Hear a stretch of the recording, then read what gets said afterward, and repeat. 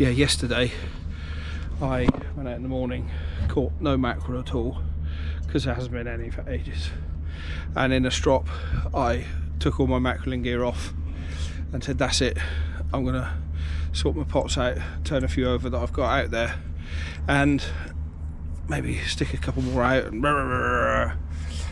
I ate mackerel in, there's no mackerel, had a paddy and got rid of it all.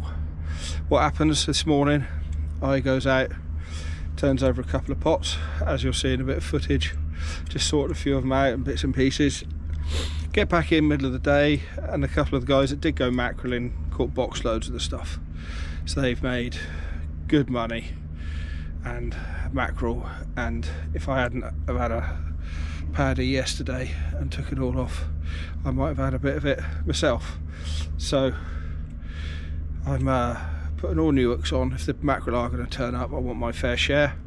So just in the middle of putting my Gurdy back on, and I've got one of these here Tourette's machines.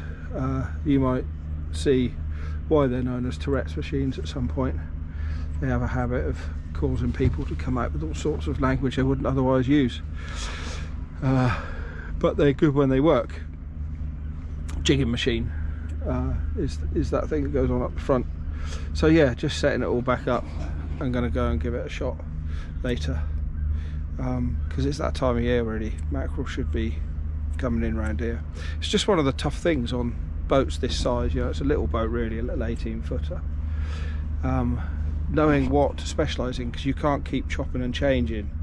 You know, some people all they do is nets, other people all they do is pots, others all they do is hand line. Well, I can't quite decide yet because I've got a full shellfish ticket, so it makes sense for me to be doing pots. It's got a Cat A licence on it, uncapped, which means I can do nets. It's also got a bass licence on it, which means good for hand lining. So yeah, the boat is new and it's got all the tickets, and it's just down to me to learn and make my mind up really, or just be prepared to do changeovers all the time. But hey, we live and we learn. So yeah, get these machines up and working and get on out there and see what we can find. Here we have Will on PZ612 sorting out his electrics.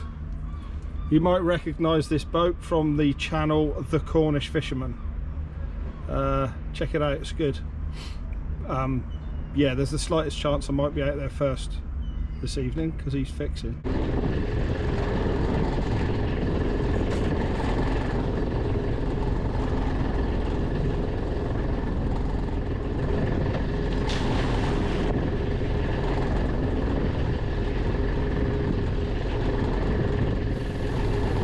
Yeah, so this first pot was one that had been left out during the winter, so I was just checking it, make sure it's still there and just see if there's anything gone in, a bit of a clue, see if anything's moving. There was a little lobster in it, which you'll see in a minute, but it was, I have to measure it to make sure it was size, which it wasn't. The other couple of pots are just ones that we've been fixing up, they're just on the pontoon. Time to start getting a few of them off the pontoon and back in the water, stake a bit of a claim, get them out there.